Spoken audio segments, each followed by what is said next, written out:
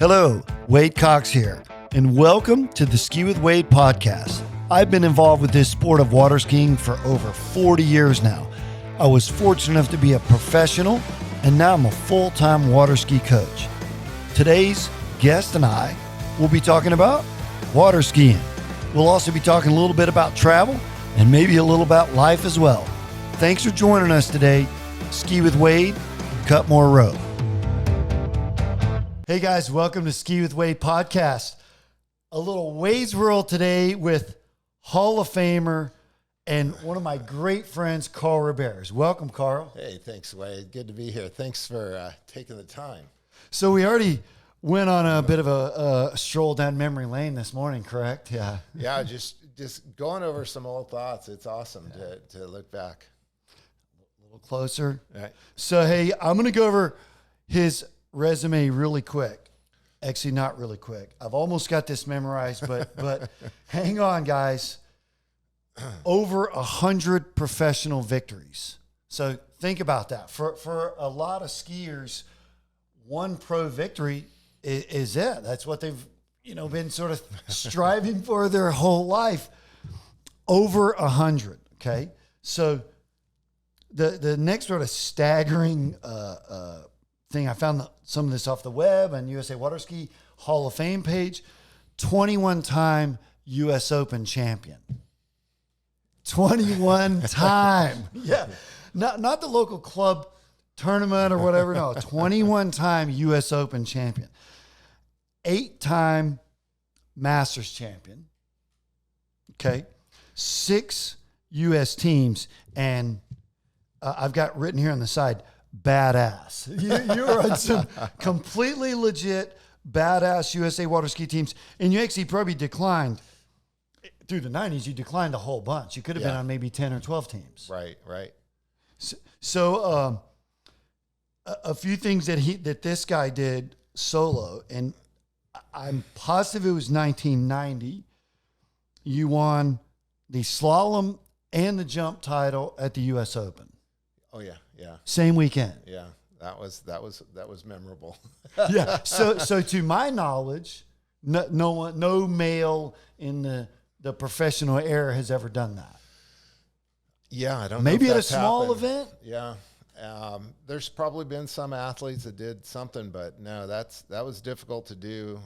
Back in time, I think maybe Chuck Stearns or For Liz sure, Allen sure, or those sure. kind of Hey, guys. some of the ladies, I'm sure. Yeah. Dina maybe did a Camille maybe a slalom jump weekend, but Right. for a man, I think that was the only time. Yeah, well, that was a day to remember. Yeah, no doubt. So the next thing is sort of another absolutely astonishing number or sort of fact is you're the only male to ever win a Pro Tour slalom title and a Pro Tour jump title. Yeah, that was tough. It wasn't in the same year by any means, but it was. That's something. No, it sort of shows his talent level, and if you're there ever and watch him ski, I was fortunate enough. I got to watch a lot. You were sort of equally as talented a trick skier, and it puts you in this sort of stratosphere of overall skiers that we've only seen a few times in my career. Yeah. Overall was a focus years ago. Obviously was different and later in my career, but at the beginning that was something I was committed to. Yeah. Well, the sport changed greatly because when I was a kid, being on the U.S. team and sort of skiing in the worlds, that was sort of what. Then all of a sudden, pro skiing happens in your sort of adolescent years, and then next thing you just become a pro. Right, and that was focused on slalom and jump. Yeah. Yeah. So the other thing, and I've got in massive letters, 1996, undefeated. So you went undefeated in the Pro Tour and jump, and you won Moomba, you won whatever other international events that year. Right. And I think I'm correct on this. Your AOL email account is CRoberge11. Right. Because you went 11 for 11 that year. Yeah. That was kind of a big deal. That was kind of a big deal. Yeah, I love it. So that's sort of the way, guys, if you were, so a ton of you at home that'll be watching this, you were fans, same as I was. Is this massive Carl Roberge fan, but he was sort of a lot like I was talking to Chris Parrish earlier, and we were talking about Will Asher, sort of the same, just so unassuming, so nice, so friendly, but yet this competitive desire that was relentless. Yeah. That particular year that, I had 11 victories in the jumping and undefeated on the Pro Tour. That was probably a 3-year focus, and that was the result of 3 years worth of planning. Yeah. So it wasn't by coincidence. There was a lot put into that, and it unfortunately, and I would have liked to have been able to do it in slalom as well, but I had to really make a decision on how I was going to train, and the slalom and jumps are so different. And I chose at the end of my career to focus on jumping. And it wasn't by choice, I think. It was, slalom was a very competitive field, yourself and Andy at the time. And it was a lot to try to be the best at both. So I focused on jumping towards the end, and that was the result. So first tournament, age 7. You probably don't remember that. No. But you might remember age 12, your first nationals. Yes. First national title, I should say. Right. You want slalom, jump, and overall. You did your work. I did. I did my homework. I was ready, man. Yeah. So our good buddy Kyle Tate did the same thing. He won slalom, jump, overall. Wow.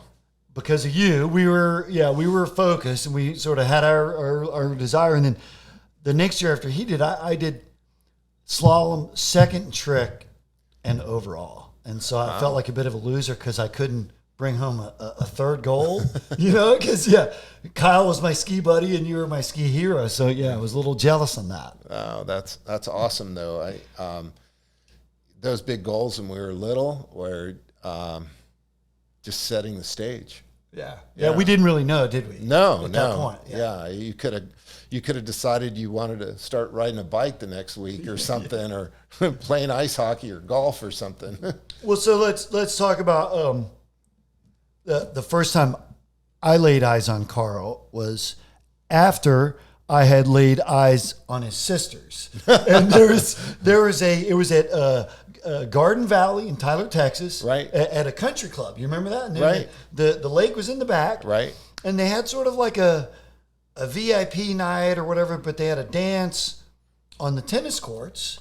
And I mean, I was 11 years old, and I'm out there with a few South Central region skiers, and they're like, there's this buzz. And I'm like, well, yeah, there's some older girls in jeans and boots, and they're dancing good. I'm like, no, dude, that's the Roberge sisters. Oh. And I was like, oh my gosh. Yeah, so there's Karen, there's Natalie. And then I watched you as a 16-year-old. So as we're seeing little Charlie Ross progress and right. sort of have to put that into context, though. You beat Bob LaPointe at these nationals.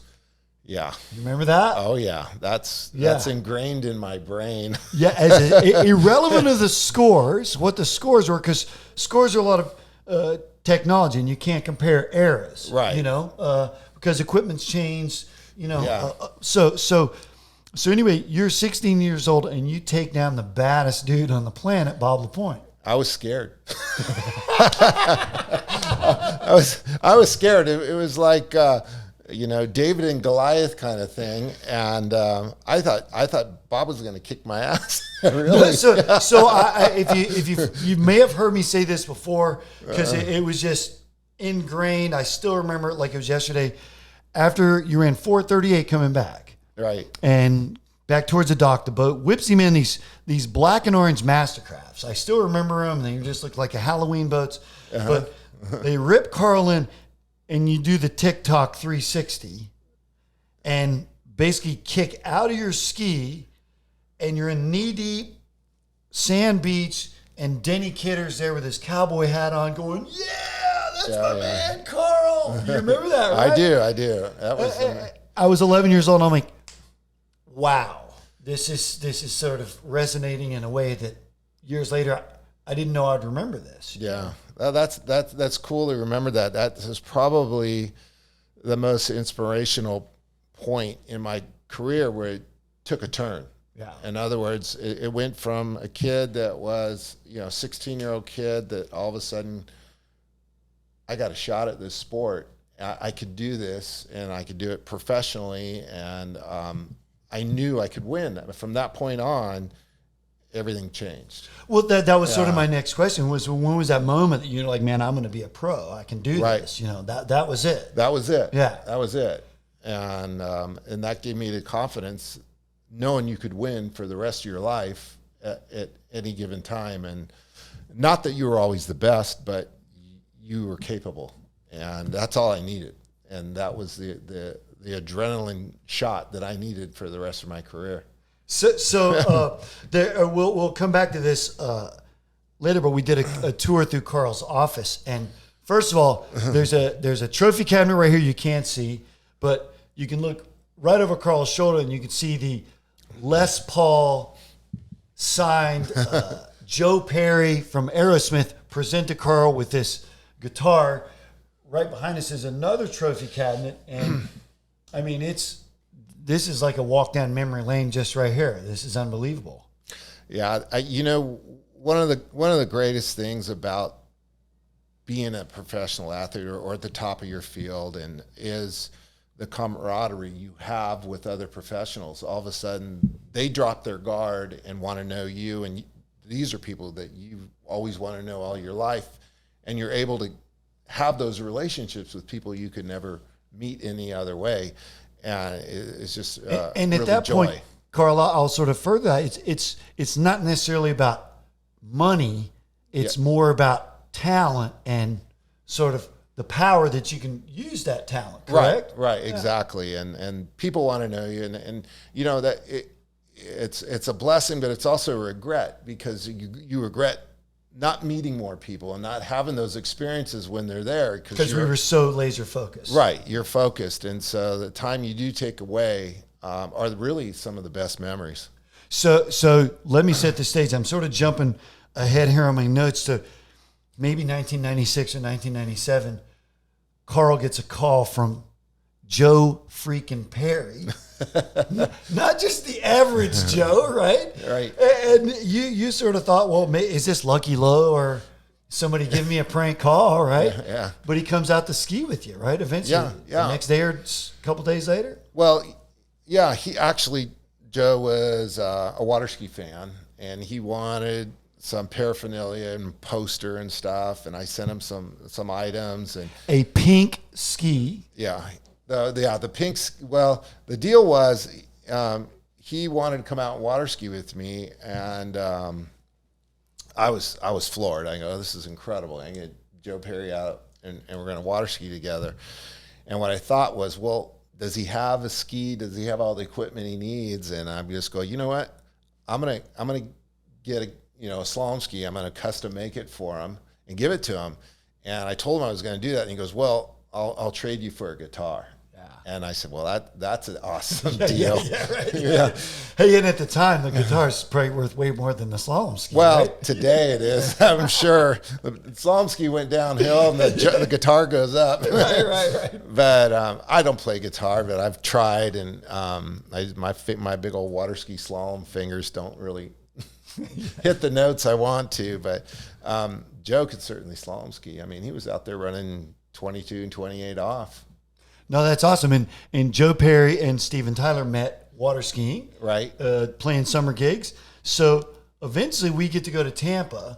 Carmen, right? Your wife here's walking around, and she was on the trip, and it was sort of this very unique experience that we're going to get to go meet the band. Well, you were there. Show. I brought you with me, and we were buddies. And I go, who are you going to? He said, bring some friends, and so.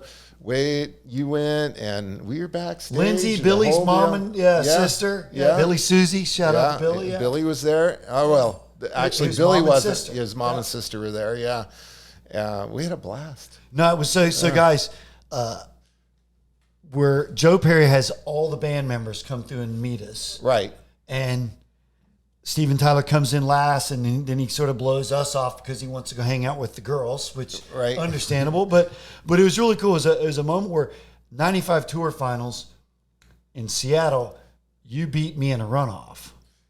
And Joe Perry wanted to talk about it. Right. He had watched it on TV. Right. And I was like, we're both there. Yeah. We're like, Carl, this is the weirdest thing that we're like, we worship this guy. And he said, well, and he wants to talk about this tournament that we were in the final together. Oh my gosh. Yeah. That was tough too.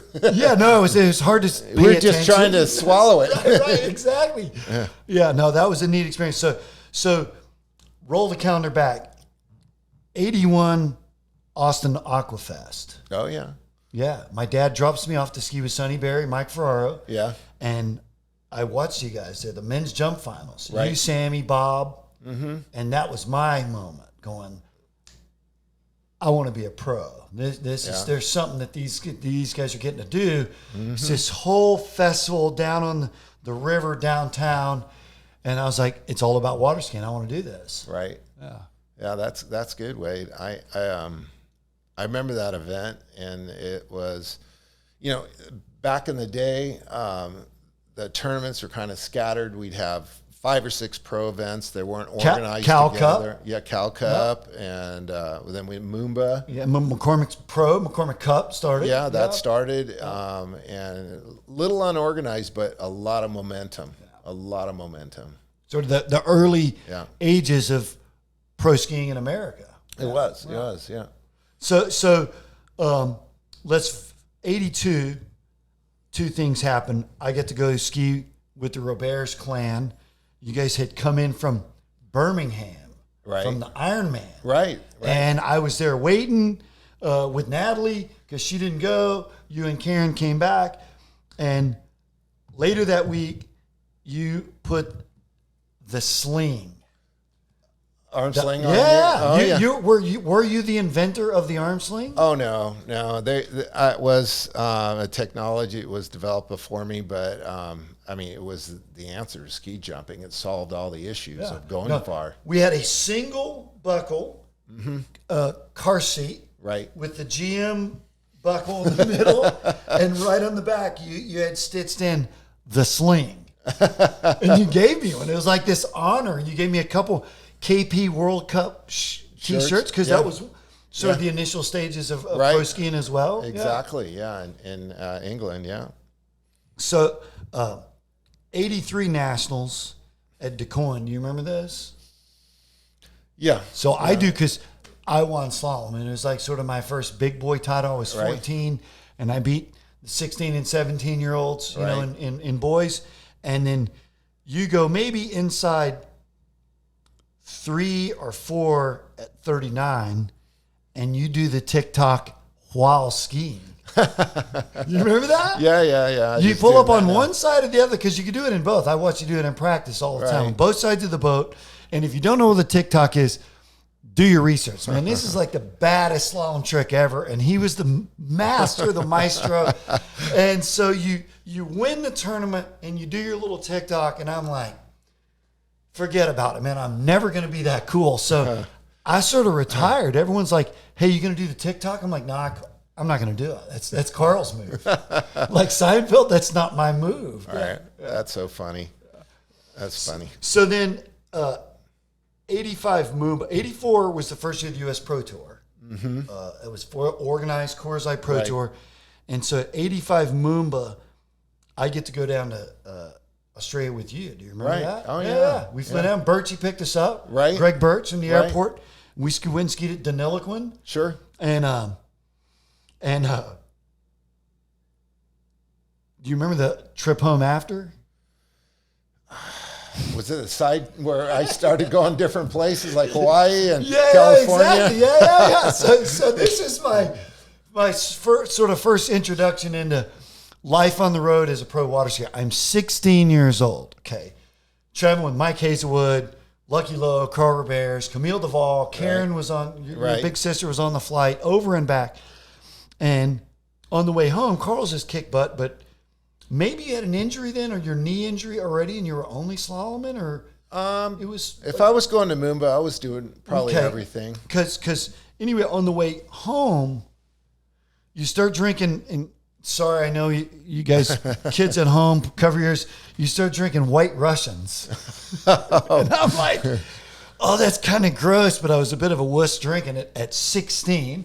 So I have a couple White Russians, and then next thing we land in wherever it was, Honolulu, I guess. Yeah. Maybe. And Carl's like, hey, dude, I'm going snow skiing. You completely changed your flight. Oh, yeah? You remember that? No, instead of going back to Florida, you like went to Mammoth or something or whatever, went snow skiing. Probably Vail. Vail? Yeah. I was bummed. I was devastated. Like my pro God travel buddies ditching me, and I'm just like flying home solo now. So that was my first sort of real introduction. Well, man, if we don't always have to go home after a tournament. Right. Well, leading up to Moomba was a lot of work because when you went to Australia, or as an American athlete, you got to start preparing for Australia probably in December, January. Yeah. I mean, serious skiing through the cold winter in Florida, and the winters were a lot colder back then. Yeah. And we're talking ice on a lot of days on the lake early in the morning, and it was cold. And so the sacrifices you had to make to prepare for Moomba was a lot. And so the normal season when you got home wasn't even quite started yet. So on the way back from Moomba, a lot of times I'd take a few days off, and that would either be a little trip in Hawaii or California, or and that year maybe it was Vail. So let's talk about the very next year. By 86, there was a knee injury in there somewhere. Right. Okay, because in 86, I remember seeing you, or late 85, wherever, I remember seeing you on crutches. Oh, yeah. And then 86 Pro Tour slalom title. And you were young then still. Yeah, I was, yeah. And man, that was impressive. So, because you had been 3-eventer and sort of, showing your sort of colors amongst the ranks, but now a tour title. I mean, that sort of solidified your career at that point, right? It was. And, I didn't win that tour title that year by big margins. I mean, it was by the minimal margins, and it was crazy. Bob LaPointe was in the running. Mike Morgan was right in the running. Yeah. He won 2 events in 86. Yeah. And so he was having a great year in slalom. Bob was good. Andy was in the mix, but he was kind of a little further down. He was a much more inconsistent than we saw him later in his career, for sure. Yeah. But he was definitely a guy that could win any event. And, overall, I had a real strong year. I won a few events, and in the end, I was fortunate to win. It was great. Slalom's tough. I was not always the best slalomer. But I was really good at events. Yeah. No, I agree. Well, I watched. Yeah. So firsthand. Right. Yeah. You and I would ski together, and you'd wax me in practice all day long, and then on the weekend things would be really different, and you're like, what are you doing? Well, no, let's sort of go back to what you said before. The winters were colder. We're here in New Smyrna Beach now, and it's late summer. But the winters in the late 80s were kind of cold and bitter in Florida. And I've got some notes here about Christy Overton in a few minutes about toughness. But I learned toughness from 2 people, my dad and you. And we skied fast, meaning boat speed. We skied when it was windy. Didn't matter. You told me, dude, stop bitching about the boat path and, worry about what you can worry about. Right. That was good. And we actually, you and I and Christy trained that way. And basically we were slaloming at 8 or 9 in the morning, whatever it was. And you didn't go out and go, oh, well, let's wait a couple of hours or let's do this. And it's like, no, you just do it. Yeah, I learned from the best right there. Absolutely. It paid off. well, so then another thing that paid off for me, I'm not so sure for Carl, but 87 West Palm Beach, first U.S. Open, and I sat with you there in the beach, and you said, hey, I got a spare room in my guest house, which was next door. And Monty Hines was there. What's up, Monty? Yeah. And Justin Anderson was already there. Remember that. And I was going to be the third wheel in that, but I became sort of your right-hand man, if you will. Oh, yeah. It was super fun for me the next couple of years. Yeah, no, and I appreciate those years, Wade, because I couldn't do it alone. I mean, water skiing, you got to have a boat crew, you got to have, a great driver, and who could drive us? I mean, the boats were hard to drive back then. Right. Completely different animal than today. Right. You're fighting the steering wheel, you're fighting the throttle, your boat's underpowered, and you're really working hard, and there's no one else that could do it unless you had somebody else at your level around you. And I think we helped each other. So with that. So let's talk about that. We went and listened to some music in here before we got started. And so I've got Jazz, meaning your dog, in the coolest lab in the entire world. And still, of all the dogs I've ever been around, I still remember Jazz. It was a yellow lab, and he could dive in the swimming pool, get golf balls off the deep end. Off the deep end, just go down, and he'd do anything. And then your speakers. And so you still have your KEF speakers, KEF, and I've still got my clips that I bought sort of later in my notes, or I've got phone booth Carl / and once that phone booth happened, then I bought my speakers, my clips, and I still have that are sacred. Yeah. Awesome. So and then you introduced me to LOQ. Oh yeah. Smooth Jazz. 103 point, was it 103.1 or 103.3? 103.1 or running in Orlando. Yeah. Yeah, no, I was always a jazz and blues guy. I mean, I like rock and roll too, don't get me wrong, but daily listening is you got me into Stevie Ray Vaughan. Oh, yeah. And I remember being with you wherever, into maybe 91 at a pro event, and we found out about his helicopter crash. And I was like, oh my gosh, we never actually got to go see him live. So, right, that's a shame. Yeah, no, I was super bummed about that. But we did get to see Aerosmith, and so we need to get out and see another show again. We do. Bring back some old memories. Yeah. So speaking of old memories, here's one that, and if you've on social media, you may have seen this pop up over the years. Carl, very much like Val Kilmer. I saw the Val Kilmer documentary recently, but man, you had like a VCR rocking a long time ago. My dad had one, Parker Overton, Brent Larson, the Larson twins' dad. But you put up a video of yourself, Brett Thurley, who's ended up being an Australian World Slalom champion, and myself, and that's circa 88. Right. And it's still, every year it gets some legs again. Somebody will post it. And it goes, it's crazy. Well, we were talking about this earlier, Wade. There's not a lot of documentation of our era and or old videos or stuff that's really been documented. And I think to have something like that to look back at,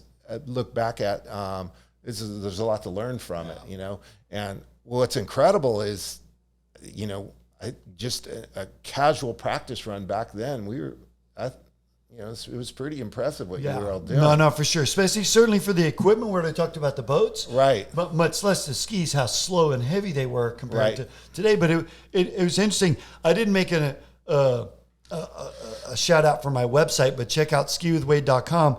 I've got merch there. All my old podcasts are there. And I've started a YouTube channel, which this will be aired on. So please like, subscribe, and turn on your notifications, because in the trunk of my rent-a-car out there, I've got 2 massive boxes of all these Pro Tour VHSs. Oh, great. Yeah. I mean, a whole bunch of these trophies that are in your cabinets. You've won these tournaments that are in the trunk of my car. So I'm going to start posting these. We're going to be doing some Throwback Thursdays, some Flashback Fridays. And when I told Ben Stadelbar, his family owns the Swiss Ski School, and he's a Swiss record holder, and his little brother owns TWBC.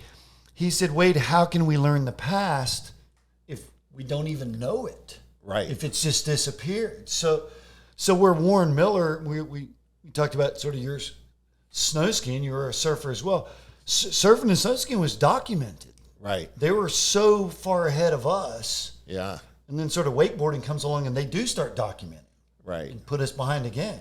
Yeah. Well, water skiing was a little different. I know that the pro era just snuck up on us. I mean, all of a sudden, water skiing was, on national television every week, and our pro tour was on board and everything was happening, and our purses were a lot bigger than a lot of other lower sports that were really big, and it just came on the scene really fast and hard, and a lot of it wasn't documented, and there wasn't media and press around it like there should have been. Yeah. Well, thanks, Rob Shirley, for sort of the vision initially to go, hey, I can sell more boats if I expose it better. Right. And that's exactly what he did. Yeah, he did. He got beer sponsors. Sorry, girls in bikinis. And hey, it worked. Already had all the girl skiers lined up, So no, that was sort of my next note is you were fortunate to be part of, they call it the golden era or the golden age or whatever of waterskiing. When it was USA, NBC, obviously ESPN. Right. It was, we had a little taste of what it was to be kind of, celebrities, if you will. It will. I mean, you go out to dinner and, people stop you and you had to have conversations with people you didn't know, and it was a lot of fun. And then you had to be careful about what you said and what you did as well, because you want to mess things up. But at the same time, it was enough of fame to really have a lot of fun. Right. Which we certainly did, and we won't go into too much more detail on the fun we had on the side there. Yeah. So next, two things happened sort of simultaneously. There was a phone call that I had to make, and I made it from Lincoln, Nebraska. And you were being really nice to me as you were for a few years when I had no money. You would let me sleep on the rollaway with you and Carmen, or if you were going solo, I could sleep on the guest bed, and you would let me ride in your rent-a-car. But I had to call Herb O'Brien. And do you remember this? So we stop in Lincoln, Nebraska at a phone booth, and I call him Collect, of all things. Oh, yeah. Yeah. That was typical. Yeah. And I get back in the car, and I tell you, sort of my financial mentor as well as my water ski mentor, I said to you what the 3-year agreement was that I just agreed to. And you just said, well, shit, Coxie, you better sign that in a hurry, because I will. And let's talk about that. We walked into your office. I'll shoot photos and I'll show you this. It's unbelievable, because you gave me the lowdown on sponsorship. Right. And you sort of saw my rise, and I made 2 notes: body glove and sun deck. Because before O'Neill got involved, body glove was the mothership of wetsuits. Right. And you brought your surf background. Right. And then sun deck, he's in the original sun deck ad or one of them. I mean, it's one of the baddest ads I've ever seen. But I wanted to wear board shorts and have a wetsuit sponsor because of this guy. No other reason. Yeah, because of those posters. Yeah. Right. Well, and the ski sponsors too.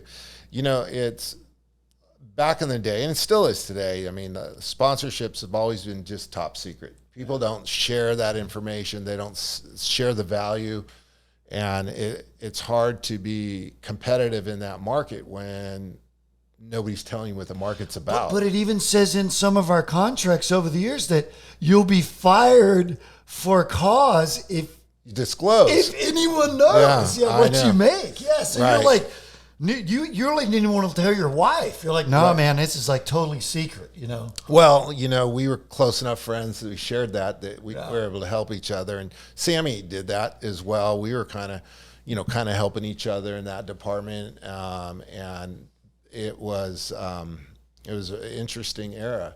But, it reminds me too, your decisions to go with certain companies really affect your career on the water. Yeah. I mean, back in the day, the slalom ski you rode would make or break your career because you had to figure out what would work for you, and there wasn't always a manufacturer that could make that product.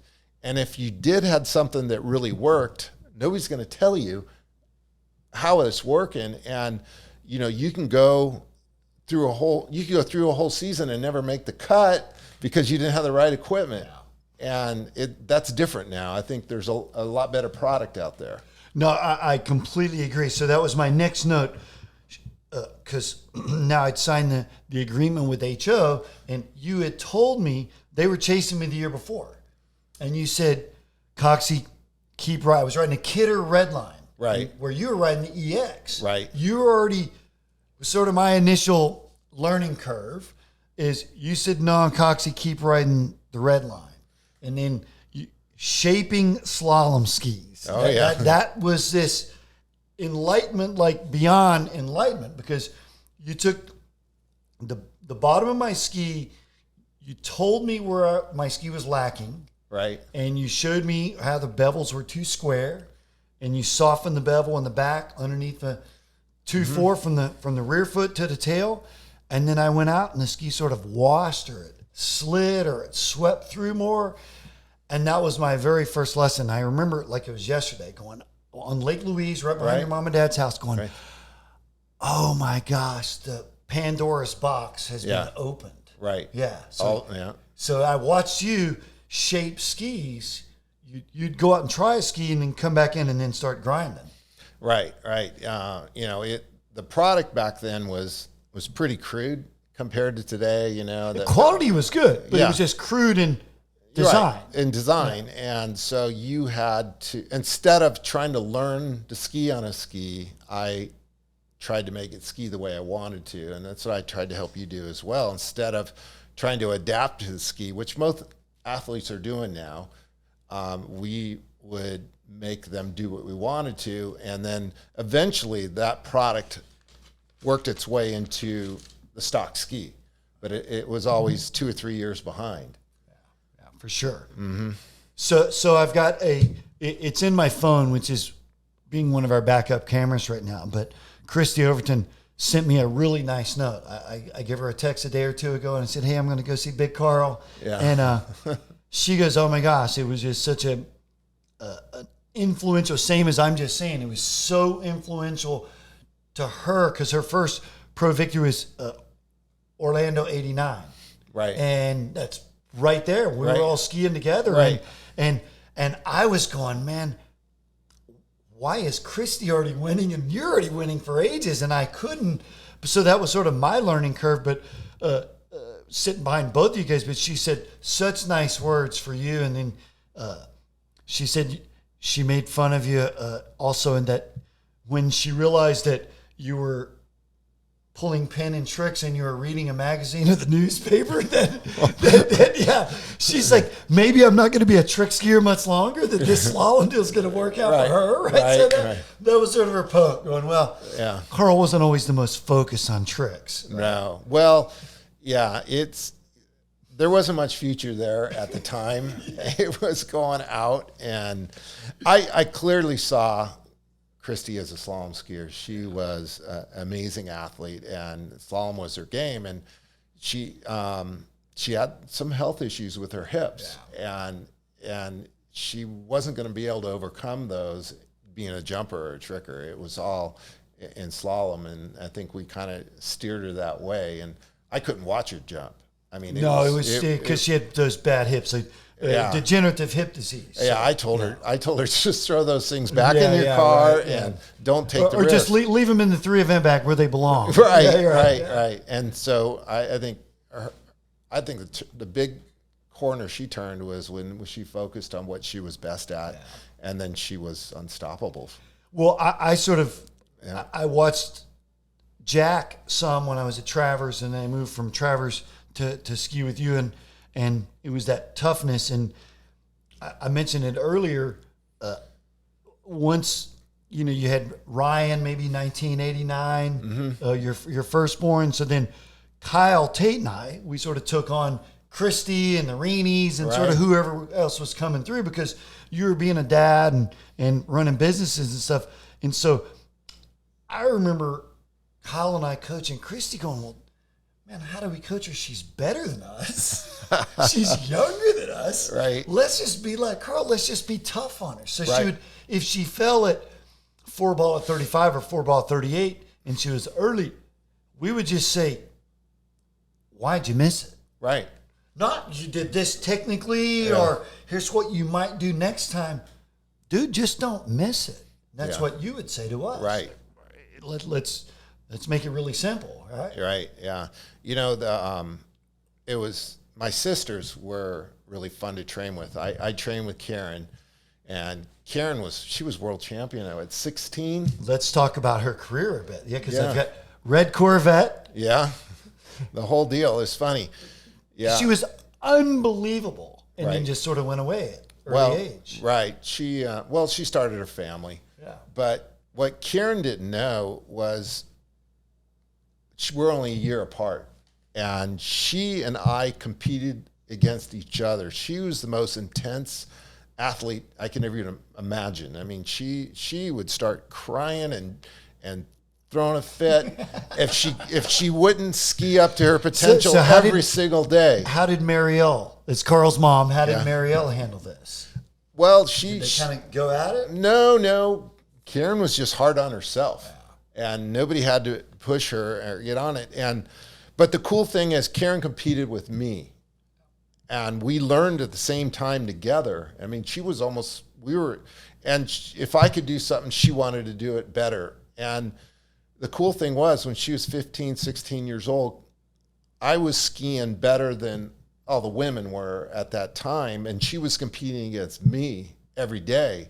And so when she broke into the U.S. Open and the world, and she won it all. Yeah. She won everything. And Yeah. in like a 2-year period, she just basically won everything there is to win. Right. She won the Worlds, she won the Masters and the U.S. Open and Moomba, and she just, out of the blue, and it was just really cool. And I wasn't winning anything at the time. I was looking at her and going, how did this work out, you know? Well, that was like me watching you and Christy going, well, why am I the loser all the time?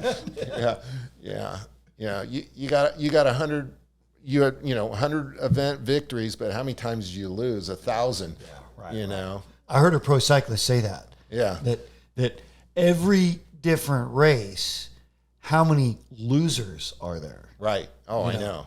Way more than the winner, right? Yeah. So your life is really a collection of losses with some wins. And I had a 20-year career, so you get some every year, but not it's not every day. So let's move on. We already talked about sort of the golden age. We got a 90s trip to Europe here that was just off the chain that we could probably spend an hour discussing that. Oh, yeah. Your boy Ryan saying cheers. Yeah, when he Right. was 2 years old or whatever. So, Right. But let's get to what I really, really want to talk about was this thing that sort of changed our industry. Like very few things have. Your jump skis. Oh, yeah. Your father telling you years before that you were going to jump 200 feet and you Right. didn't believe him. Right. Because jump erg is like 170, 175, 80 feet. Yeah. And then finally you listen, or however that father-son dynamic worked, you finally got on these magic skis. Yeah. The skis that I ended up having that great year with were very interesting. They're and I didn't tell a lot of people about them.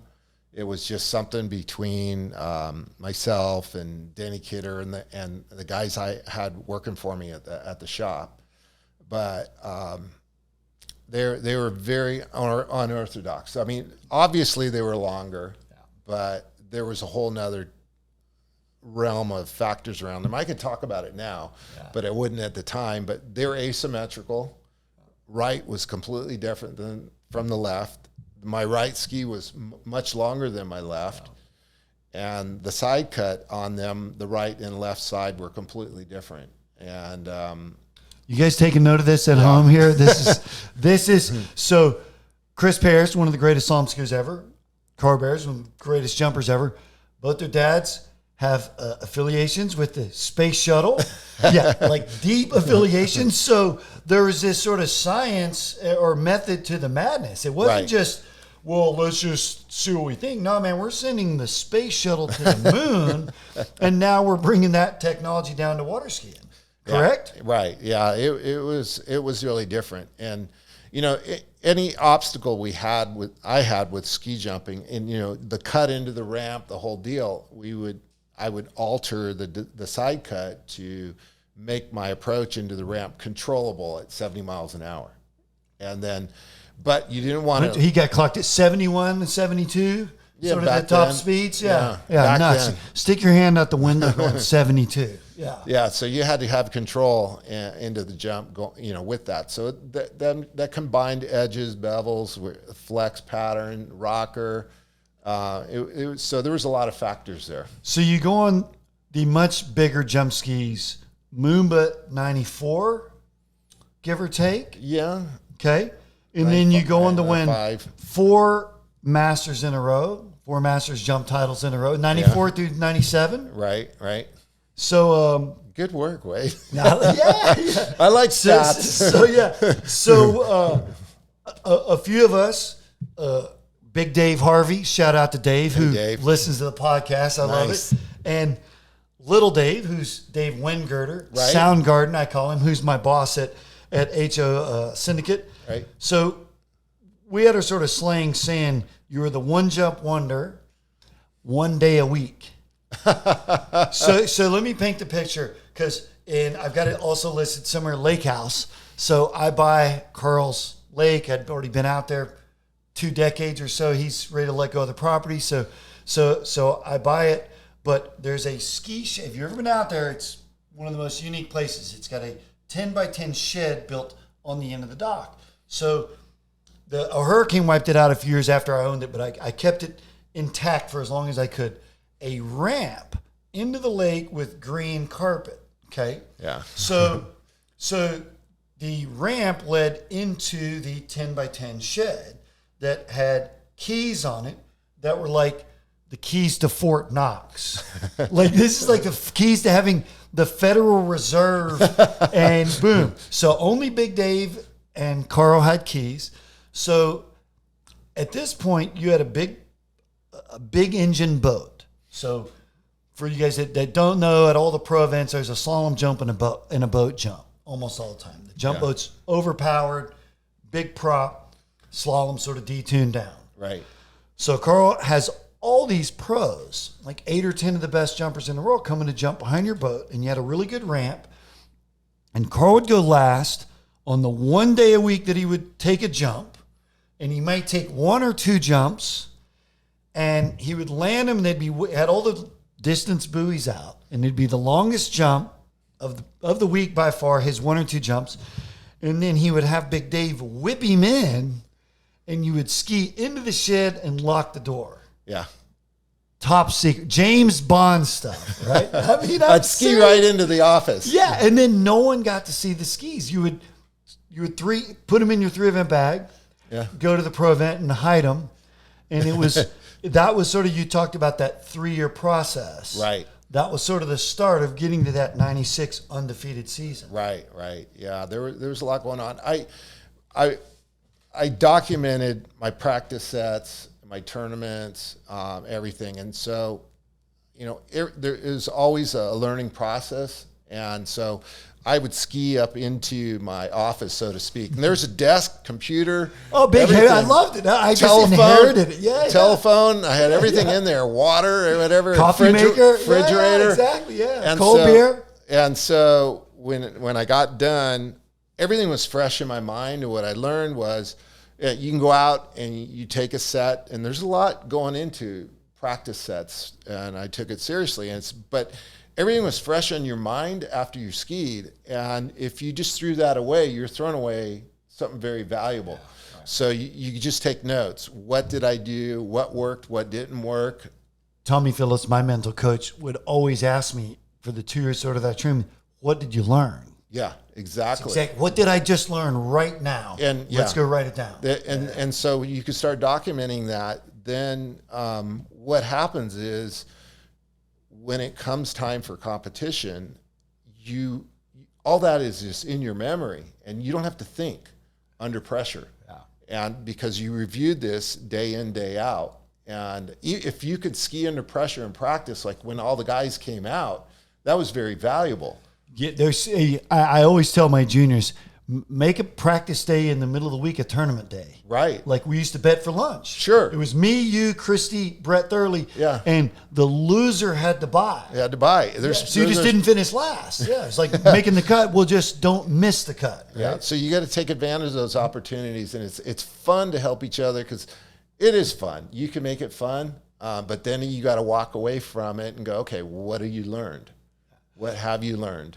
Well, you showed me fun in a huge way. I remember one year at Marine World in the big old tailwind, this Vallejo, California, really short little tight lake. There was always a tailwind for the jumpers who want a headwind.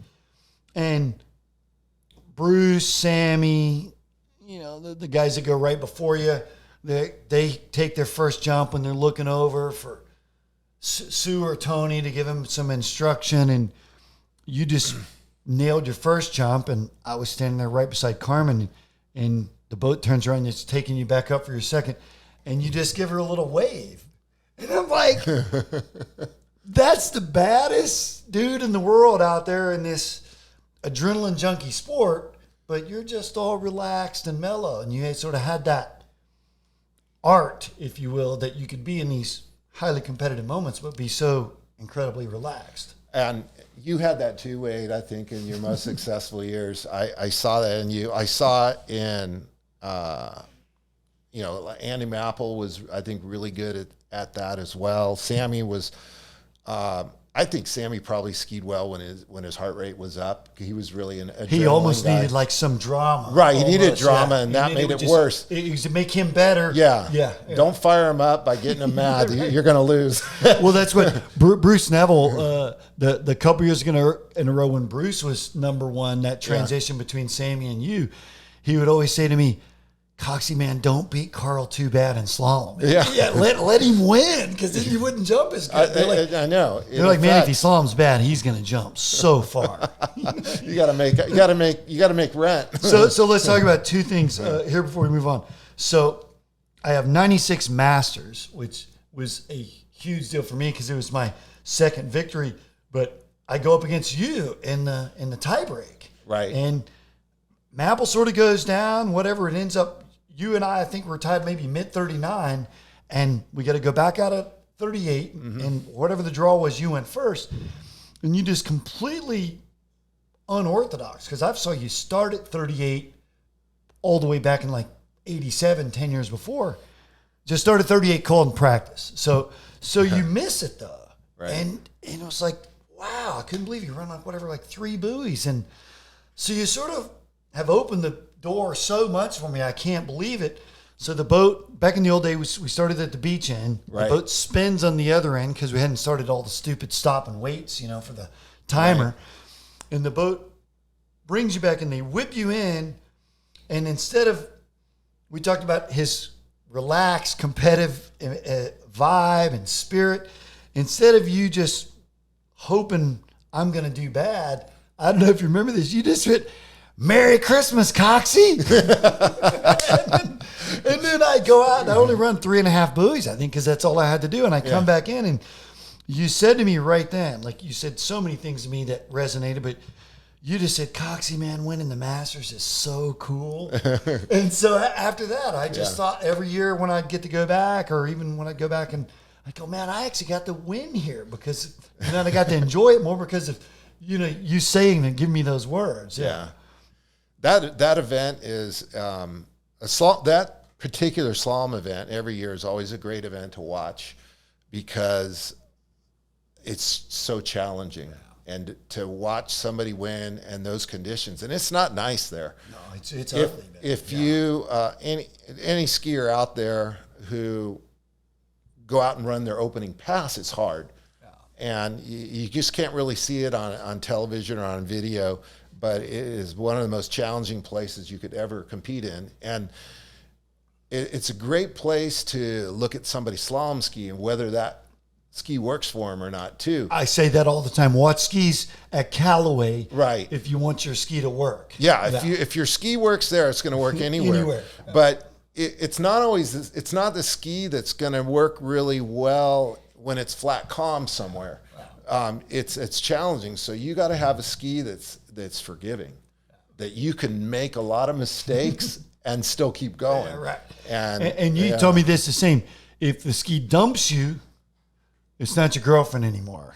You need to get rid of that because you need a ski that you could leave the buoy with the handle in your hand. Right. And, and you don't want to ride a real stiff slalom ski that because it's not going to hold the water there. It's going to blow out. The tail's going to blow out, and it's not going to hold. So that is definitely a survivor event, and somebody who wins that is who can win in those conditions is got something really working well for him. Yeah, for sure. So let's talk about something working well, and this is completely off the grid. So I've got 96 Masters that we just referred to, but in 95 and 96, you won the Pro Tour jump title both years, and I won the Pro Tour slalom title both years. That was fun. Yeah. There was some, I was just going to say, you said that was fun. There were some really good Delta flights home on Sunday. Oh, yeah. Yeah. We had a lot of fun. We did. And, so we were on a lot of those same flights, and it was nice to unwind and just and kick back. And Sunday nights were fun because you usually took Monday off, so you were relaxed. I mean, it was a long flight home many times. It mostly was the Midwest, 2-3 hour flights, and we would definitely unwind and have some fun. Yeah. Well, that was one thing that I also learned from Carl was it's much better to celebrate on Sunday night than be sad and drunk on Friday and Saturday night because you've ruined the weekend, because now your weekend is really ruined because you've ruined your weekend. You haven't skied well, and now you've gone out and destroyed your credit card limits. But you told me, man, be a good boy all week, be a good boy all weekend, and the one night you get to maybe cut loose is for a couple hours on Delta on the way home, and then go to bed. Right. Yeah. That was fun. And, those flights home were great because most of your competitors were there too. I mean, everybody was flying back to Orlando, kind of home base or in the area. And we were able to have some fun. I got some old video of that. Yeah, I bet. Yeah, I got some old video of our flights home. And, oh my God! I got to find them and share them with you. No, that's so. Think about this on a flight home on a Sunday night. Carl Roberge, Sammy Duvall, Andy Mapple, myself, a lot of times Mike Shaylander, Craig Jarrett Llewellyn, Llewellyn, rest in peace, John Swanson, Jimmy Clooney, Camille Duvall, Dina Mapple, all on the same flight. Right. Yeah, right. I mean, it was madness. And then a lot of times, and there's freestylers, the Scotty Clacks. And half of the tour staff. Yeah, and the staff. So sometimes on maybe 100-seat flight, there'd be 60 of us. Oh, yeah. So to say it was a little raucous would be an understatement. This is way back before you got in trouble for, well, actually, I take that back. I did get in trouble on a flight really bad. Yeah, I remember that. And I think I started changing is that why they have a TSA now? Because of me? Yeah, you're part of the problem. All right, I'm sorry, Mom. Yeah, that's another story, but we should dive into that. Yeah, that'll be another podcast completely. Yeah. So let's talk about surfing because we already talked about wetsuits, board shorts. Mm-hmm. You took me surfing fall 87, give or take, when I moved in, and you had a red Porsche Cabriolet. If you don't know what a cabriolet is, go look it up because it was legit. The boards are on the whale tail. Strapped in. It was his board and his backup board. I didn't have a board. Yeah. I tried this once, completely got my arse kicked. It happened again. Carl goes out. The waves are sort of whatever, big enough to kick my arse. And I watched you and you shredded it up. And I was like, wow, that's really hard to do. And we talked on the phone the other day. Yeah. And you said the same thing. Coxie, surfing's hard, man. It is. It's a difficult sport. But you still surf all the time. I do. The beach is like right there. Yeah. I start my day just what my life's like now. I mean, I get up Carmen gets up early too. We get up early. I usually up around 6:30. And early bird catches the worm, kids. Right. So I first thing I do, I'll fire up my Well, I'll look at my phone. I'll just go on my surf line. I'll see what the waves look like and the forecast and everything. And if it looks pretty good, I'm like, okay. So then I'll cruise down to the beach and I'll check it out. It's always before the wind hits it the first hour. Right, right. And if surf's good, I'll go back home, grab my board, and I'll surf for about an hour. And so from like 7 to 8:30 or something, that kind of sort of that time. And then afterwards, I'll just start my day and I'll go to work. But I've had and the surf, Florida, it's, a couple times a week is kind of at the most what you'll get. But this time of year in the fall, when the hurricanes are running through, it's like little Hawaii here. Same sort of the nor'easters in the spring. Right. So we get some groundswell that most people wouldn't think we would get here. Right. Yeah. And New Smyrna's got one of the best surf breaks in all of Florida, most consistent, and it's always a little bigger here. And anyways, that's kind of why I'm here. And so that's my outlet. I'm still in the water, getting wet, and I'm doing something similar to water skiing, but it's what I always had a passion for. When I was a kid, I grew up. That was my next San Diego. In San Diego, I grew up. I would surf 2-3 days a week, and then I'd water ski 2-3 days a week. And I water skied to be an athlete and do it as a profession, and I surfed just doing it for fun. Yeah, I did not want to compete. I did not try to get good. I just wanted to go and relax and have fun. And that's what it's always been about. That's why, it's never ruined for me. It's never been like work. It's always been fun. And I've kind of so if you're not a surfer and you rip on surfers, I get it. There's sometimes a bad vibe in the lineup, but most lineups, certainly around here, are, hey, buddy, how you doing when you paddle out, right? No, if you haven't gone to surf before you start your day, it's a lot different than water skiing. I get the water ski ritual, gas the boat up, you may have the music, the coffee, and you do your early morning ski ride, but surfing is different. You paddle out on your own power, right? And you're out in the water, you're by yourself, and there is something spiritual, whatever you want to call it. Right. It is there. Yeah. No, and here it's beautiful here. I mean, you got dolphins swimming around, you got tarpon, you have bait fish, you have quite a few sharks. Haven't been bitten, but I don't know. I probably avoid it barely. Yeah, right. And my day's coming. I'll get a little bite. Yeah, if you're in there long enough, I guess maybe. But look at all the guys who've been there for 60 years, and so. I've had a lot of friends get bit. They've gotten bit. So, yeah. So two more things before we go. Legends, you've done some very cool stuff over the last sort of 10 years with USA Water Ski and some Legends deals. It's been awesome having you out. Yeah, it's the Legends events were fun. We're always trying to raise money for the foundation and try to advance the Hall of Fame efforts. And we've been able to do some great things with Mike out on the West Coast, Mike Avia, and that's always been fun.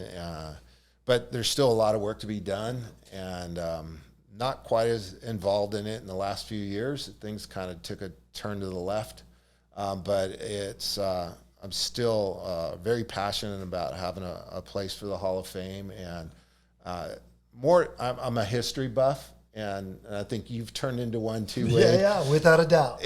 And I like world history, U.S. history, everything. I love it, and I love statistics and where you can kind of go back and learn from the past. I mean, the evolution of the sport is changing dramatically, and the kids, or I look at them as kids, but their athletic ability and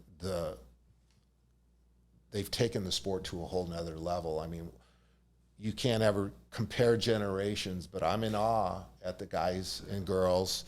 What they're doing today is just amazing. They've taken it to a whole nother level, and really, I'm proud and happy to associate with them because they've done so much. It's awesome. No, same here. So recently we saw Ryan Dodd win an event 240 feet on his first jump. Yeah. it's amazing. I mean, it is. It's like, wow, that's almost a football field now. Right. You know? Yeah. What they're doing is great. And you know, they're taking advantage of the technology and, you know, the skis and the boats and their equipment. And then they're on the edge.